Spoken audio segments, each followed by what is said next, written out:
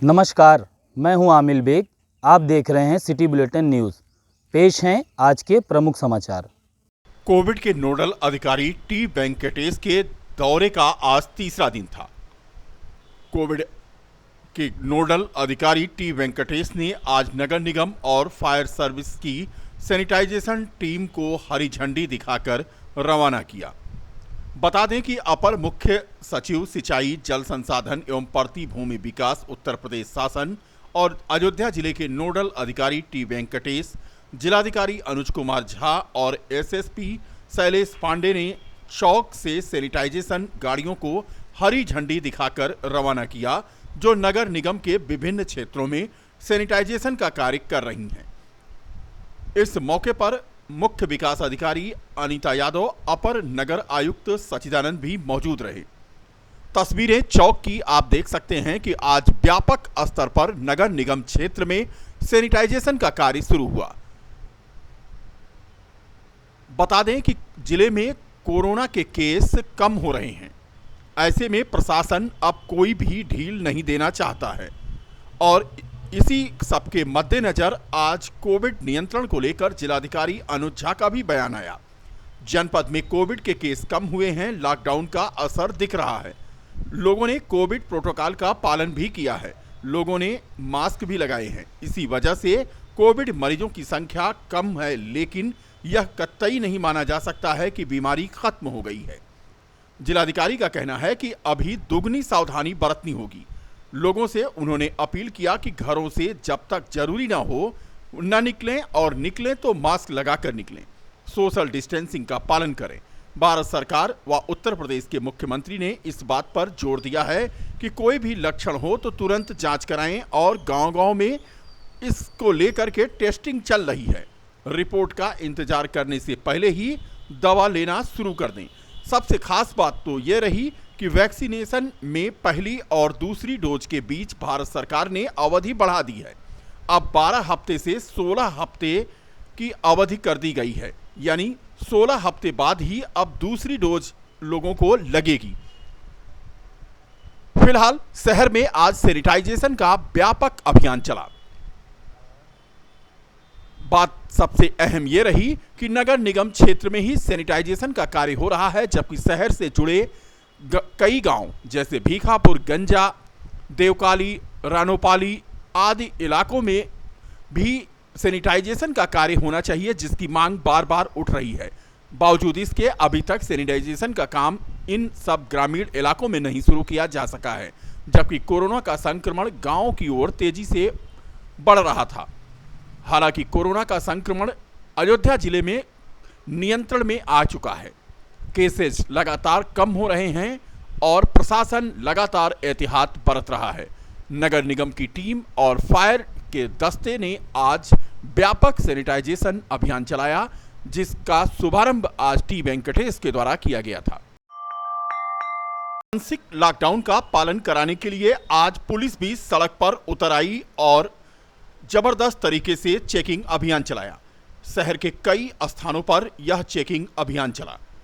SP city ने public address system से लोगों को जागरूक भी किया। बेवजह सड़कों पर न निकलने की उन्होंने अपील की। उन्होंने कहा कि लॉकडाउन का लोग पालन करें और बेवजह घूमने पर चालान कर दिया जाएगा। बता दें कि इन दिनों सड़कों पर बड़े पैमाने पर 2 पहिया और 4 पहिया वाहनों की भरमार हो गई है। धड़ल्ले से लोग लॉकडाउन का उल्लंघन कर रहे हैं। पुलिस को लगातार यह सब कुछ दिखाई दे रहा था। पुलिस ने अब तक सख्ती नहीं बरती थी, लोगों को समझा बुझा ही रही थी।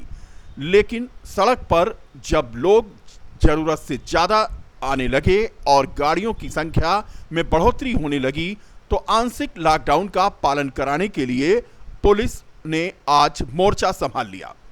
चौक के अलावा विभिन्न अन्य स्थानों पर भी पुलिस ने आज जागरूकता अभियान भी साथ साथ चलाया। एसपी सिटी विजयपाल सिंह ने स्वयं माइक संभाला और लोगों को यह संदेश दिया कि बेवजह घरों से ना निकलें, मास्क का प्रयोग करें। उधर पुलिस ने भी चालान की कार्रवाई शुरू कर दी।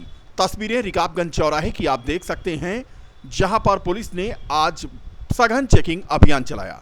शहर के कई अन्य स्थानों पर भी यह अभियान चलाया गया। अलग अलग चौकी प्रभारियों ने अपने पुलिस बल के साथ सघन चेकिंग की और हर आने जाने वाले से पूछताछ की। बता दें कि कोरोना के केस शहर में कम हो रहे हैं। अयोध्या जिले में कोरोना का केस कम हो रहा है, लेकिन अब अलर्ट रहने की जरूरत है। यह बात प्रशासन भी कह रहा है और पुलिस भी। किसी भी चीज को हल्के में लेने की जरूरत नहीं है। यह बात आज जिले के नोडल अधिकारी टी वेंकटेश ने भी कही थी। बावजूद इसके बड़े संख्या में लोगों के घरों से निकलने पर पुलिस ने आज मोर्चा संभाला और उनसे यह पूछा कि आखिर उनके घर से निकलने का कारण क्या है। तस्वीरें देखें। आम दिनों में जिस तरह से आवाजाही रिकाबगंज चौराहे पर होती थी, वैसी ही आवाजाही गाड़ियों की आज यहां दिखाई पड़ी, तो पुलिस ने मोर्चा संभाल लिया कि आखिर इतने सारे लोग एक साथ कैसे आंशिक लॉकडाउन में निकल रहे हैं। कोरोना का भय कम हो रहा है, लेकिन कोरोना अभी खत्म नहीं हुआ है। यह बात पुलिस लोगों को समझा रही है और न मानने पर लगातार पुलिस एक्शन मोड में है। विभिन्न चौराहों पर, चाहे वो सिविल लाइन हो, रिकाबगंज हो, चौक हो, गुदड़ी बाजार, नियामा या फिर रायबरेली रोड, शहादतगंज आदि स्थानों पर पुलिस ने आज एक साथ चेकिंग शुरू की और हालत यह रही कि बेवजह घूम रहे लोगों का चालान किया गया। सिविल लाइन चौकी प्रभारी ने भी चेकिंग अभियान चलाया और कई वाहनों का चालान किया।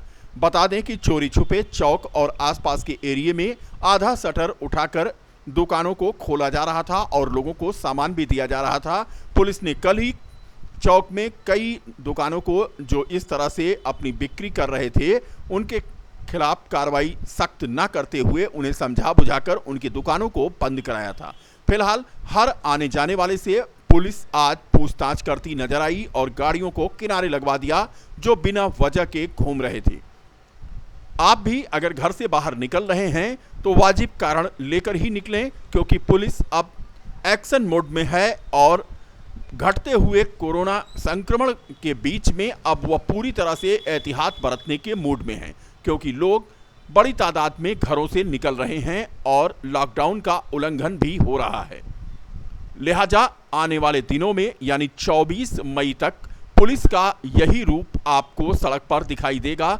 बिना वजह घर से निकलने पर पुलिस कार्रवाई अवश्य करेगी। अभियान के तहत कितने लोगों का चालान किया गया? देखिए, जो लॉकडाउन लगाया गया है, ये कोरोना महामारी से सुरक्षा के लिए, बचाव के लिए लगाया गया है। ये सभी के हित में है और इससे सभी लोग सुरक्षित हैं, उनका परिवार भी सुरक्षित हो रहा है। इसका जो है लॉकडाउन का पालन कराने के लिए सभी लोग कटिबद्ध हैं। कुछ लोग अनावश्यक, जो भी ज़रूरी काम नहीं है, तब भी जो है लेकर के बाइक निकल गए हैं, वाहन लेकर के निकल पड़े हैं। इनकी हम लोग ज़रूर चेक कर रहे हैं और अगर गलती पाई जा रही है, इन पर जो है इसका चालान किया जा रहा है और पीए सिस्टम से अनाउंस भी किया जा रहा है कि लोग जो है लॉकडाउन का पालन करें। साथ ही साथ जब तक बहुत इमरजेंसी ना हो, बहुत ज़रूरी काम ना हो, घरों से बाहर ना निकलें, ये ध्यान दें। अगर ऐसा करते हैं तो स्वयं वो अपनी भी सुरक्षा करेंगे, साथ ही साथ परिवार की सुरक्षा करेंगे और ये लॉकडाउन सबके हित में है और इससे सब लोग सुरक्षित हो रहे हैं, इसलिए इसका पालन है। हम लोग जो दुकानें खोलकर सामान बेच रहे हैं, लॉकडाउन में उल्लंघन कर रहे हैं, उनके लिए क्या कार्रवाई? देखिए, अगर दुकान अनधिकृत रूप से खुली है तो उनको सख्त वार्निंग भी हम लोग दे रहे हैं ये सिस्टम के माध्यम से, और अगर गलती पाएंगे तो विधिक कार्यवाही भी होगी। अयोध्या का प्रसिद्ध पौराणिक क्षीर सागर, उसके सौंदर्यीकरण के लिए आगे आए हैं नगर निगम के नगर आयुक्त विशाल सिंह। भूमाफियाओं के द्वारा लगातार कब्जा किया जा रहा था अयोध्या के पौराणिक क्षीर सागर कुंड पर। स्थानीय लोगों की शिकायत के बाद निरीक्षण के लिए दल बल के साथ निकले नगर आयुक्त ने मातहतों को निर्देश दिया था कि तत्काल प्रभाव से क्षीर सागर की सफाई का काम शुरू हो और आज यहां पर काम शुरू भी हो गया। नगर आयुक्त ने प्राचीन कुंडों के सौंदर्यीकरण के लिए अधिकारियों को निर्देशित किया था। जल्द ही सौंदर्यीकरण का कार्य शुरू हो जाएगा। बता दें कि भूमाफियाओं के द्वारा क्षीर सागर को पाटे जाने के कारण लगातार यहां पर कॉलोनी बनती जा रही थी। जल भराव की समस्या भी यहां अहम है। समस्या से निजात दिलाने के लिए कुंड को गहरा किए जाने का कार्य भी किया जाएगा और इसे तत्काल प्रभाव से शुरू करने का आदेश भी नगर आयुक्त ने जारी किया है। तस्वीरें आप देख सकते हैं अयोध्या के क्षीर सागर पौराणिक कुंड को, जो भूमाफियाओं का शिकार हो चला था। धीरे धीरे इस कुंड का अस्तित्व ही समाप्त हो रहा था। पौराणिक महत्व वाले इस कुंड को लेकर के तमाम शिकायतें हाई लेवल तक जा रही थीं और उसको संज्ञान में लिया नगर निगम के आयुक्त विशाल सिंह ने।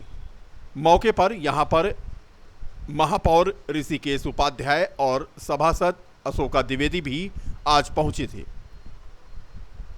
स्थानीय सभासद रमेश दास भी यहां मौजूद रहे।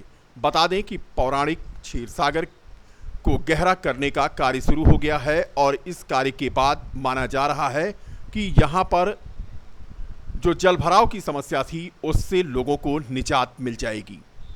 तमाम लोगों ने यहां पर, जिन्हें कहेंगे भूमाफिया, उन्होंने प्लॉटिंग करके कुंड को पाट करके बिक्री भी कर लिया है, उसको भी संज्ञान में लिया जा रहा है। फिलहाल जो बचा हुआ है क्षीरसागर का अस्तित्व, उसे और बचाने की कवायद तेज कर दी गई है। पिछले 24 घंटे से मौसम सुहाना हो चला है। जिले में कुछ स्थानों पर आज बूंदाबांदी भी हुई। वहीं रुदौली, मवई, अमानीगंज में बूंदाबांदी का क्रम जारी रहा। दोपहर में हल्की धूप निकली। नरेंद्र देव कृषि एवं प्रौद्योगिकी विश्वविद्यालय कुमारगंज के मौसम वैज्ञानिक डॉक्टर सीताराम मिश्रा ने बताया कि आने वाले 2 दिनों तक तापमान में उतार चढ़ाव का क्रम जारी रहेगा। जिले में 1 मिलीमीटर वर्षा दर्ज की गई है। कल भी छिटपुट वर्षा होने की संभावना है।